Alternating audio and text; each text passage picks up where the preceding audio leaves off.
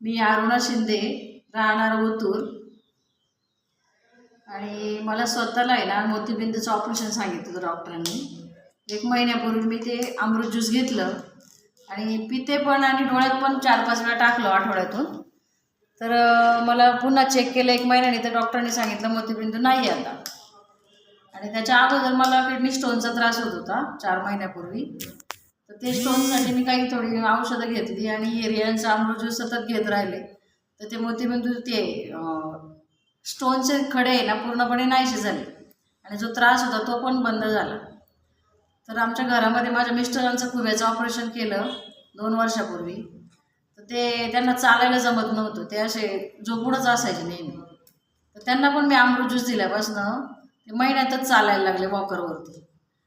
त्यांचं ती जखम भरत नव्हती, ती पण पूर्णपणे भरून आली. त्यांनाही शुगरचा प्रॉब्लेम आहे, ती शुगर पण त्यांची नॉर्मल झाली, माझी पण नॉर्मल झाली. माझाही शुगरचा त्रास आहे. तसं माझ्या सगळ्या कुटुंबाने हे औषध घेतलं आणि सर्वांना त्याचा चांगला फायदा पडलेला आहे. तर प्रत्येकाने घ्यावं. मॅडम तुम्ही किती दिवस घेतलं?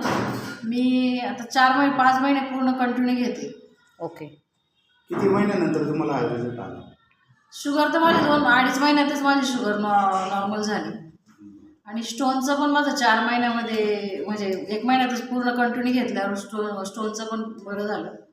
असे 3-4 प्रकारचे आजार मी याने कव्हर केले.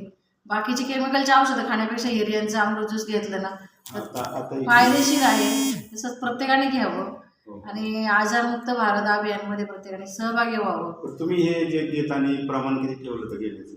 15-15 ml घेतलं. सकाळी 15 ml, संध्याकाळी 15 ml जेवणाआधी, आणि सकाळी अनुशापोटी 15 ml घेतलं गरम पाण्यामध्ये. संध्याकाळी तुम्हाला काय वाटतं आता हे सगळ्यांना घ्यायला पाहिजे का? हो, सर्वांनी घ्यावं आणि आपले स्वतःचे आजार पूर्णपणे बरे करावे. प्रत्येकाच्या घराघरापर्यंत. प्रत्येकाच्या घराघरामध्ये घर घर रियाज, हर हर रियाज. Okay, thank you.